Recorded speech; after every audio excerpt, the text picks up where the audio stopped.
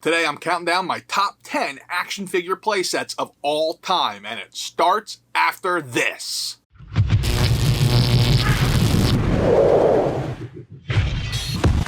What's up, guys? Welcome back to my channel. Welcome back to Nerdzoic.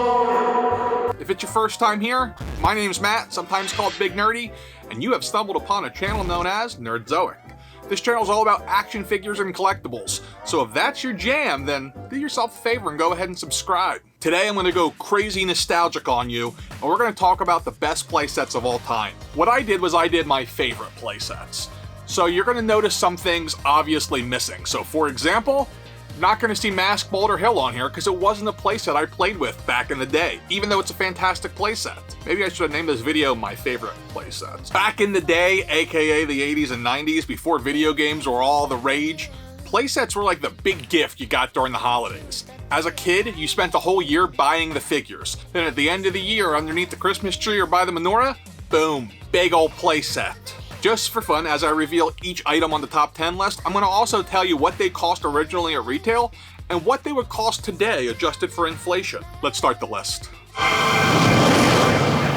Coming in at number 10 is the Technodrome, which is a G.I. Joe playset released in 1986 by Hasbro. Originally, the Technodrome cost $59.99. Adjusted for inflation, that would be a $142 retail price in 2020.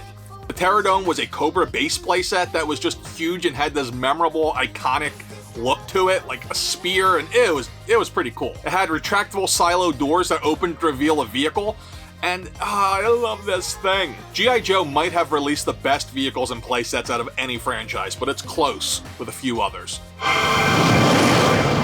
Coming in at number 9 is the Ghostbusters Firehouse, released by Kenner in 1987 for $59.99. Nowadays, adjusted for inflation, that's $138. This playset was based on the Firehouse from the cartoon, not the movie, starring Dan Aykroyd. As a playset, honestly, it's kinda underwhelming. The best play feature you get is a fire pole that only worked half the time, but you could store Ecto-1 in there, so it was pretty cool. And it had a ghost containment unit, so you could store your ghosts after you caught them in a little ghost trap. It's also missing a couple of hallmarks of real playsets, like a trap door and a jail. I guess the ghost containment unit's kinda like a jail. Coming in at number 8 is the Thundercats Lair, released in 1986 by LJN for $54.99. Today, that would cost us about $130. Thundercats was never a huge love for me. I never really got into the cartoon, but I did play with their toys, so I thought they looked cool. They reminded me a lot of Masters of the Universe for obvious reasons, and I used to kind of sub them out if I didn't have the right characters in Masters of the Universe to play what I wanted to play. They were just so playable. I guess is the word, right? Playable? Playable. That's how I describe them. This was one of 2 great Thundercats playsets. I'd also have to consider Mumm-Ra's Fortress here. They were both awesome, but I think the Cat's Lair just edges it out. Coming in at number 7 is the Technodrome, released in 1990 by Playmates for $60. By today's dollar, that would be about $120. This double-decker playset that is described by Dan Larson over on Toy Galaxy as Epcot Center on Treads is pretty freaking awesome, especially if you grew up on the Turtles. Featuring a periscope, shackles, a trap door that falls into the jail, and a connection to the optional sewer playset, you got one heck of a toy here. I don't know if this counts more as a vehicle or a playset, but I'm counting it as a playset. Coming in at number 6 is the Eternia playset, released in 1986 by Mattel. It was originally released for a whopping $120. Nowadays, it would cost about $280 to have released. This thing was gigantic. It took up most of a living room if you had it, which I wasn't lucky enough to have it, but I did get to play with it a few times. If this looks vaguely familiar, you might have saw it a few years ago on an episode of Toy Hunter, and so that was the first time I'd seen it in years. It has 3 towers with a central tower in the middle, and then Gray Skull and Snake Mountain off to one side. That's all connected by a monorail. Prison, snakeheads, drawbridge, what else do you need? This has everything.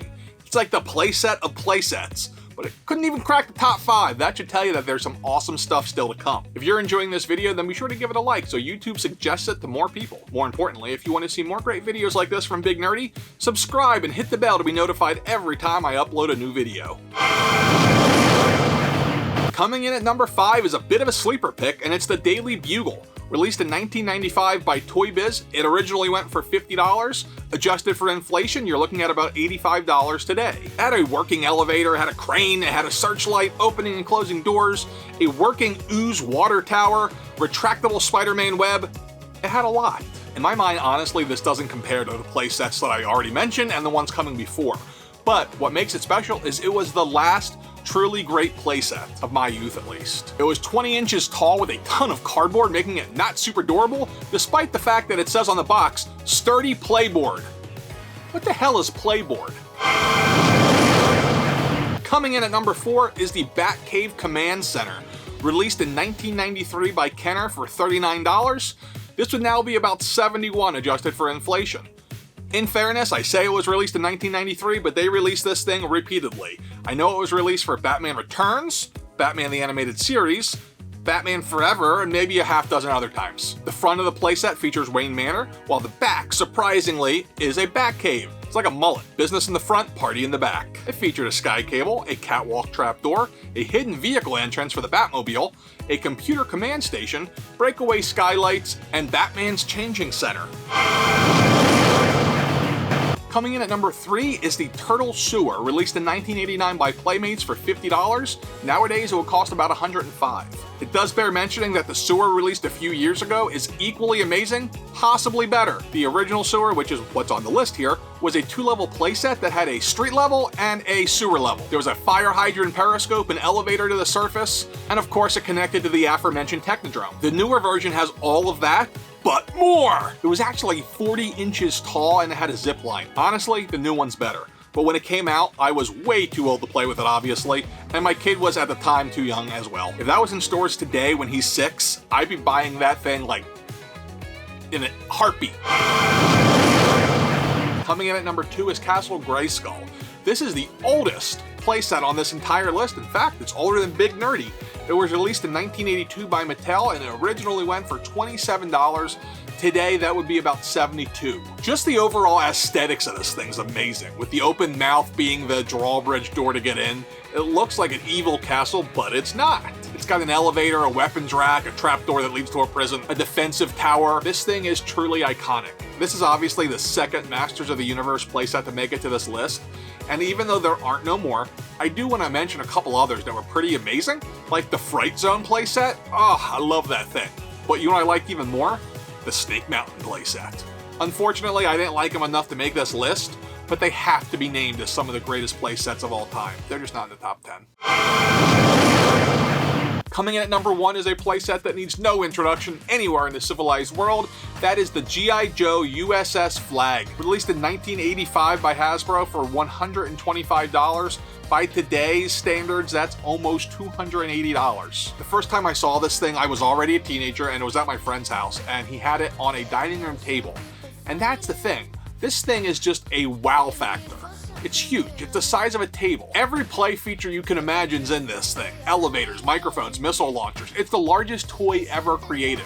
It's based on the USS Nimitz, if I understand correctly, and the toy itself is 7 feet long and 3.5 feet wide. It's truly a masterpiece of all toys and is one of the greatest toys ever made in any line in any time period. Today's question of the day, what was your favorite playset growing up? And do you own it now as a collector? Make sure you check out the videos on the screen for more nerdy goodness. Until next time, be cool and stay nerdy.